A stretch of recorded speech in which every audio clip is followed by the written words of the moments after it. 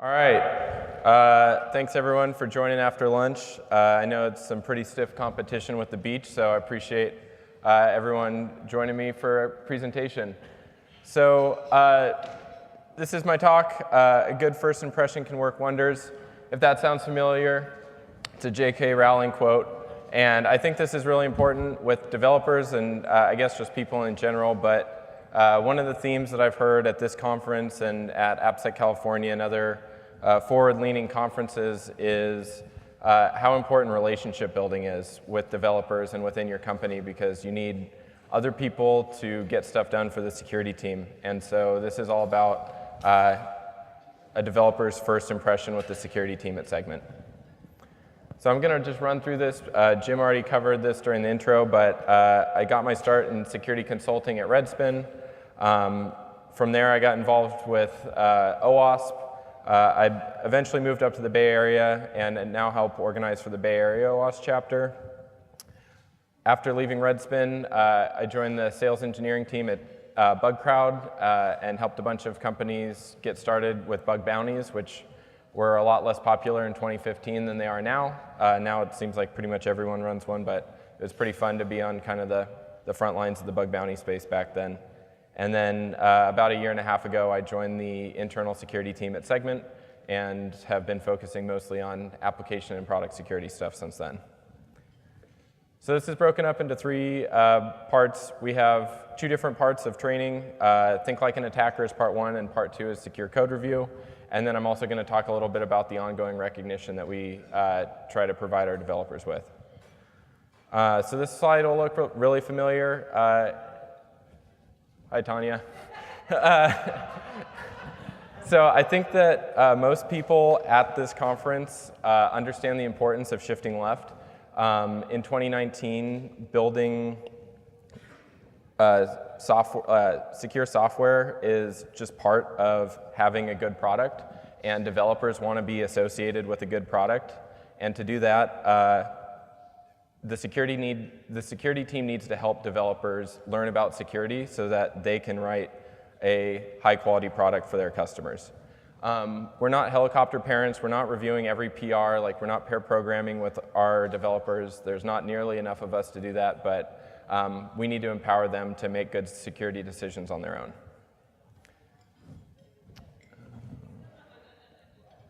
This is one of our developers, Frances. She's awesome. She presented at a meetup at our office a few months ago, and it was all about how security is everybody's job, which we definitely agree with. We want every developer to feel like this because that makes our jobs a lot easier, because we have to do way less work if they're doing it for us, which is great. I think it's also something that is becoming part of job requirements. So this is actually a really great article from Circle CI. It's about their engineering matrix, and it's broken up into these categories. I'm not going to talk about all these, but I just wanted to highlight that under technical skills, security is one of them, and it starts being something that is required for an E1 developer all the way up through E6, which is the top of their matrix. There's different categories, and security is part of that, and it's basically, hey, here's what you need to do for security as part of moving up in the organization. So the first part that we talk about for our training is Think Like an Attacker. The high-level overview for this is we teach our developers how to use Burp Suite and find vulnerabilities the way that bug bounty hunters would or pen testers would. And in many cases, this is the first time that we're meeting these new Segment employees. So it's really important that they have a good time and they like hanging out with us, because we're not going anywhere. If you do something like this, definitely give you bonus points if you can get engineering managers and PMs and people that are kind of developer adjacent in the training. I think it makes it a lot easier to go to PMs and EMs and say, hey, we need some of your team's time to do this stuff if they've gone through some of the same training that the engineers have. Part two is secure code review. So this is how we teach developers to think about security at kind of like the PR level and as they're writing code. These are some of the reviews that we've gotten, so don't just take my word for it that this training is great. The developers genuinely like taking this training. We've had people that have come from other places that have done security training before, and everyone has said that they really like ours, so hopefully this is something that you could take to your organization and have fun with your developers as well. I think the most important part of creating training, if you were to pick like one thing to remember, is create relevant content. And for us, the way that we've created relevant content is we've looked through all of our bug bounty submissions, pen test reports, internal findings, and we've looked at the data to see what types of vulnerabilities are most common. And then all of our examples in our training are based off of previous vulnerabilities that have existed in Segment. So instead of trying to convince a developer about CSRF using some bank example where you can transfer funds from this to somewhere else, and the developer's like, I don't work at a bank, why do I care about this? Every single example that they see is something that will look familiar based off of their experience using Segment so far. We also use this as a time to introduce the vulnerability rating taxonomy from BugCrowd. This is what we use to categorize all of our vulnerabilities. And when they get vulnerability reports from us later, they're going to see a vulnerability category and a priority. And so we like to introduce the types of data that's going to be in the vulnerability reports during this first meeting so that they can be more prepared when they start fixing stuff later. Completely unrelated to training, but because I have the stage, I'm going to take a quick detour. If you're running a bug bounty program, seriously consider paying for anything that provides value instead of just paying for unique and valid submissions. Our best reports have all come from people that we've paid for duplicates or given hints to or built a relationship with. And if you get a really well-written report that's a duplicate, I would recommend just paying for it and thanking them and saying like, hey, here's some extra help. Like, we want you to be successful. If you're thinking about the money associated with a bug bounty program on a per bug basis, you're potentially thinking about it wrong. I think you should think of a bug bounty program as like, what is the program costing you as a whole, and what are the benefits it's providing? If you start thinking about things on like a per bug basis, I don't know if that's the most fair way to researchers, because you're going to overanalyze how much each individual bug's worth, and you should be thinking about like, how can we make this program as good as possible? So back to the regular scheduled programming. We use OWASP JuiceShop. JuiceShop's awesome if you're running a kind of a modern-ish web stack. This is similar enough to Segment that it's familiar to them. We use Node, we use Express. We don't use Angular, we use React instead, but everything is pretty much the same as like what we use for Segment, so it's very familiar to them when they're looking at the technology stack.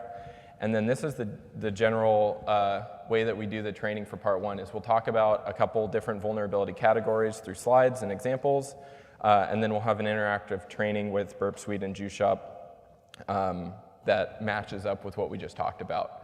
And then we'll just repeat that. We found this works really well because it's a combination of us showing people things, us saying things, and then them actually doing it for themselves.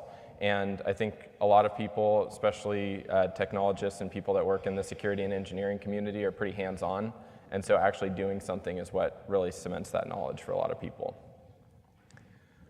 During the hacker times, which is where they're trying to find vulnerabilities, we write everybody's name up on the board as they find vulns.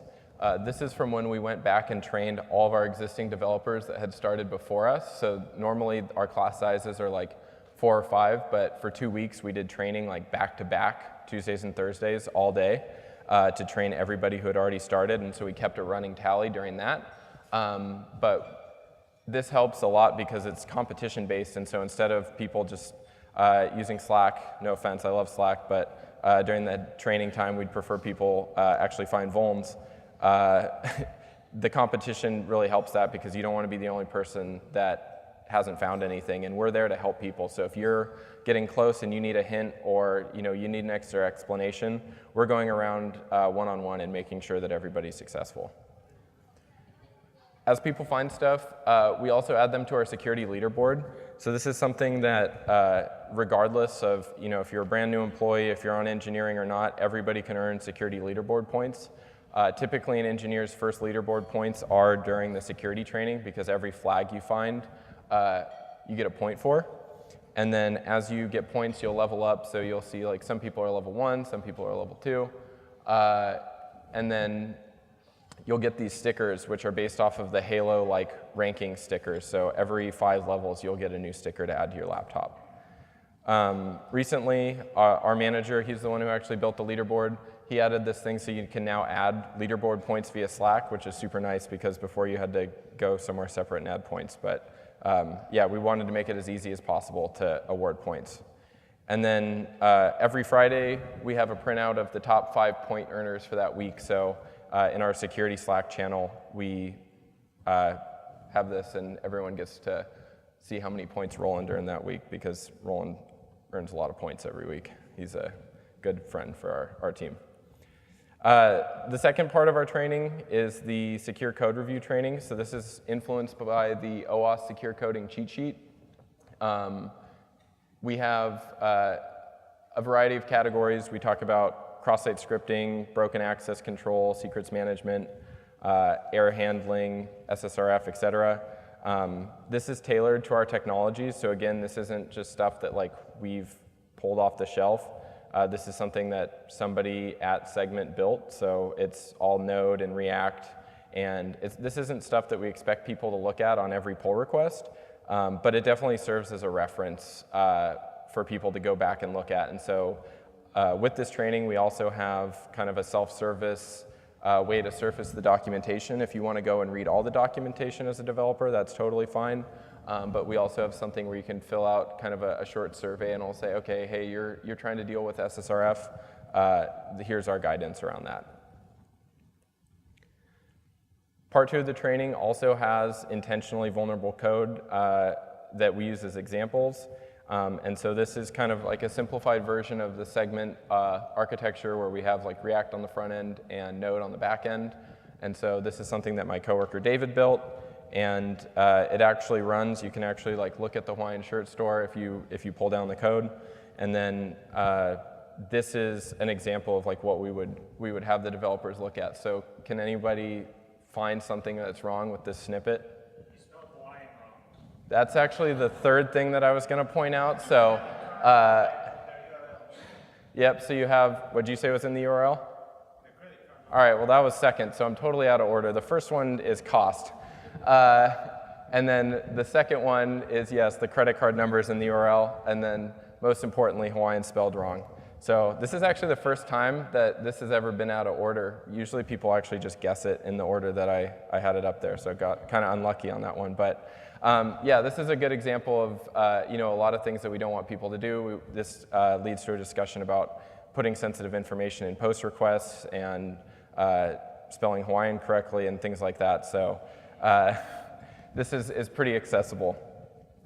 Then on the back end, so this would be the, if you go back 3 slides. This would be server.js, so this is like the Node side of the house. So can anybody see anything here that's wrong? Yep, good, that was in the right order. So yeah, there's a secret in source. What else is wrong? Encrypt.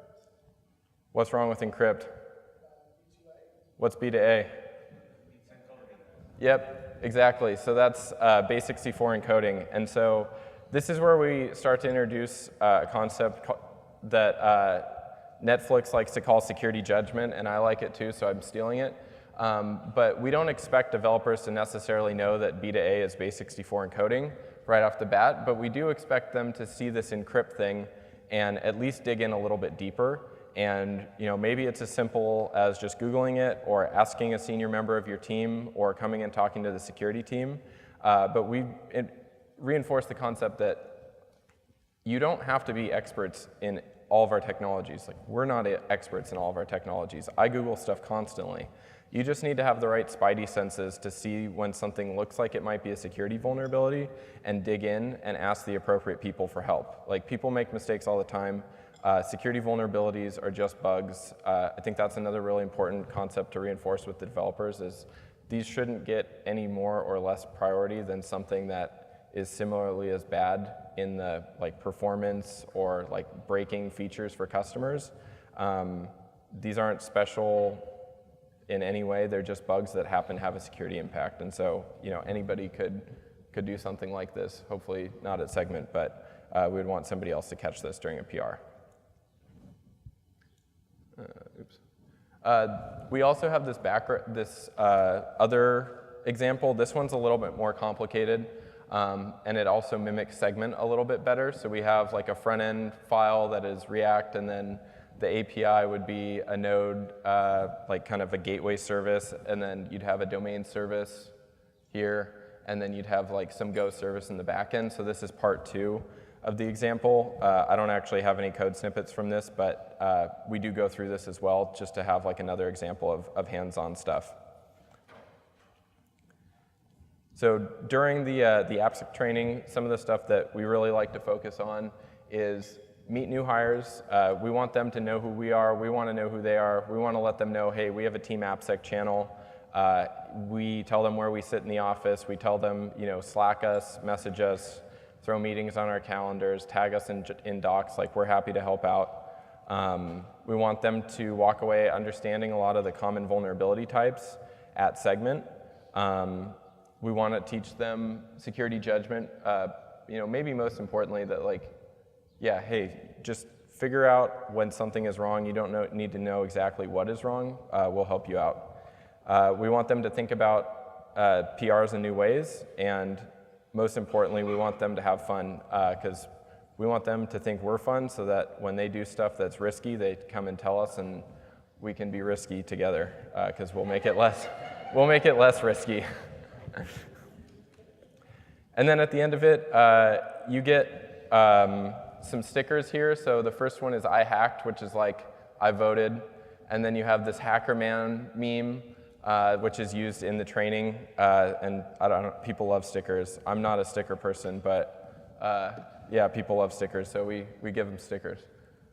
And then most importantly, you want to highlight wins in the training. So there's a couple examples in our training that are now in a lot better state than when we started. And so we talk about the old way of doing things, we talk about the problems, and then we introduce the new easy-to-use solutions that help keep our customers safe. And we talk about the old way of doing things because people are always going to be building new apps and making new things at Segment, and we don't want them to fall into the old problems that we've already fixed. So a perfect example of this is Auth. Authorization is something that Segment used to have a lot of problems with because we had a permissions model that wasn't easy to use. And our developers built a new authorization framework that makes it almost impossible to make mistakes. And so we talk about in our training, okay, here's some issues with authorization that we've had in the past. Here's the new way of doing things. Just use this new library or this new service that our engineers have made, and you don't really have to worry too much about any of these things. Another example of this is server-side request forgery. Segment is basically SSRF as a service. Like, we connect everything in the marketing tech space. So if you have a bunch of data that's living on one of your servers somewhere, or is data that's coming from a store, or that's in like Salesforce or Zendesk, that can flow through Segment, and then we will send it wherever you tell us to. So like Marketo or Optimizely, or you could even just go back to Zendesk or Salesforce. We have 200 different integration partners.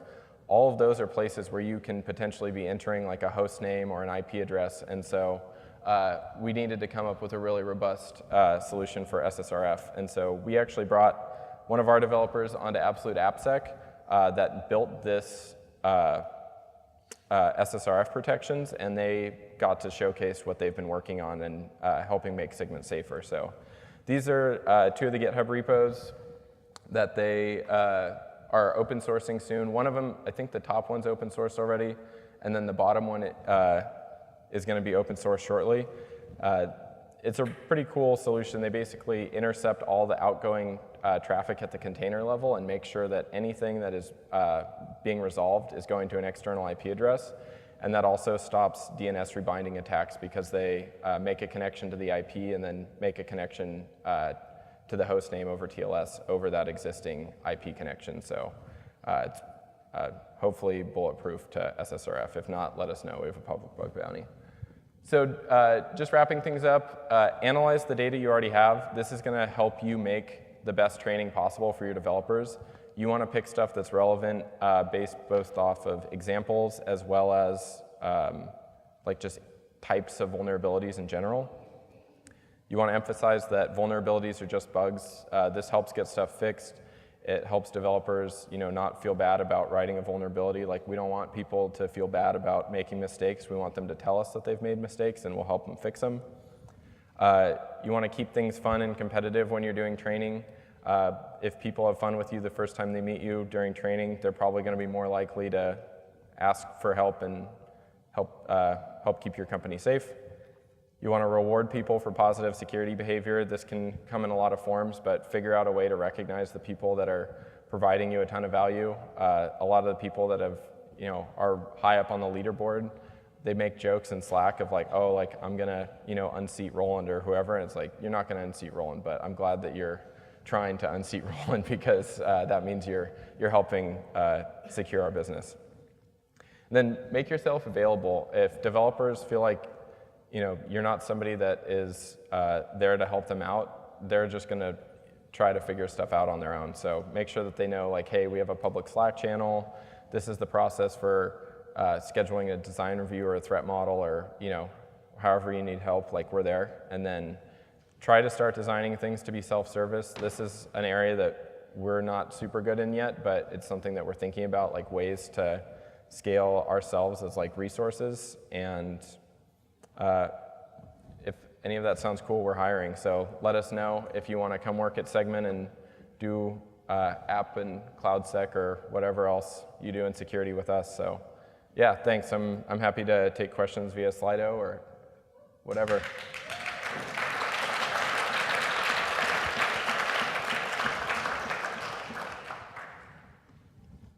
All right, what are some good ways to reward good behavior?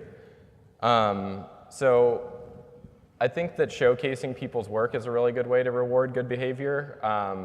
Making sure that people know, like, hey, if I've partnered successfully with something on the security team, like, I'm going to get recognized for it. I think a good example of this that we've had is this last quarter I've been building MFA with one of our developers, so I did most of the back-end stuff and she did most of the front-end stuff. But like during the launch process and during any of the events that we've talked about that internally, like, it's always been a security and enterprise core. That's the team she's on. It's always been like a security and ent core joint project. Like, it isn't something that is just a security project. It's always been something that both teams have been recognized as participating in.